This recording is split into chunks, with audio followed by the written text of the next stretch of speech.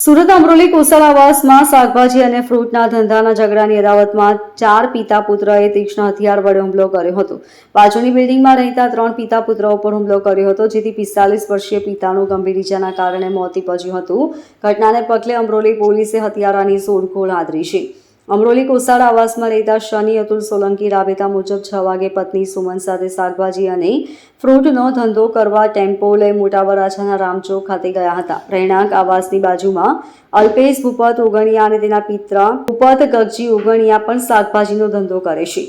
આ પિતા પુત્રએ શનિ અને તેની પત્ની સુમનને ધંધો કરવા આવવાની ના પાડવાની સાથે આવશો તો જાનથી મારી નાખવાની ધમકી આપી હતી। સાથે જ ઝઘડો પણ કર્યો હતો। ઝઘડો થયા બાદ પતિ પત્ની ત્યાંથી ટેમ્પો લઈ અને ઠેકાણે ધંધો કરી રાતે ઘરે ગયા હતા।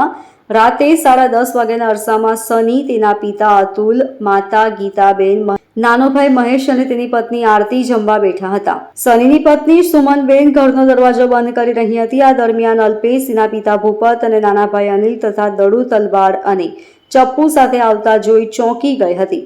તુરંત જ ઘરના સભ્યોને જાણ કરી હતી, જેથી તમામ ઘરની અંદર જ આવી જઈને હુમલો કર્યો હતો, જેમાં પિતાને પેટના ભાગે તીક્ષ્ણ હથિયાર વાગતા આંતરડું બહાર આવી ગયું હતું, જેથી તેનું મોત નીપજ્યું હતું। જ્યારે એક ભાઈને પેટમાં અને બીજા ભાઈને કાન પાસે હથિયાર વાગતા સારવાર અર્થે હોસ્પિટલ ખસેડવામાં આવ્યા હતા।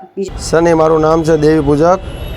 કઈ જગ્યાએ રહેવાનું? મારું અમરોલી આવાસ H4 306 એમાં 20 નંબર। ફ્રૂટ માટે એ કે રોડ એને રોડ માથે ખૂબ જમાવતો હતો, ક્યાંય કોઈને વેચવાનું નહીં। રામચોક, આપણે સુદામા ચોકની આગળ, VIP સર્કલની આગળ રામચોક આવે। કોણ રોગ જમાવતો?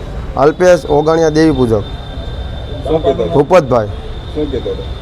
એ કહેતો હતો કે તારે મારી નાખવો, તારા ટાટિયા ભાંગી નાખવા છે, એવું મને રોજ ધમકી દેતો। તો એક દિવસે એને કરીને બતાવ્યું, મારા પપ્પાને મારી નાખ્યા। મને બી છરી મારી લીધી એના ભાઈ અનિલ ઓગણિયાએ, ભૂપતભાઈના છોકરાએ, અને મારા ભાઈ મહેશને બી છરી મારી લીધી। 2 હાફ મર્ડર ને 1 મર્ડર કર્યું છે। મને 6 વાગે ધમકી આપેલી અને 10 વાગ્યાનું કીધેલું, એટલે 10:30 વાગે આ બનાવ બનેલો છે। Bureau report LK star news, Surat.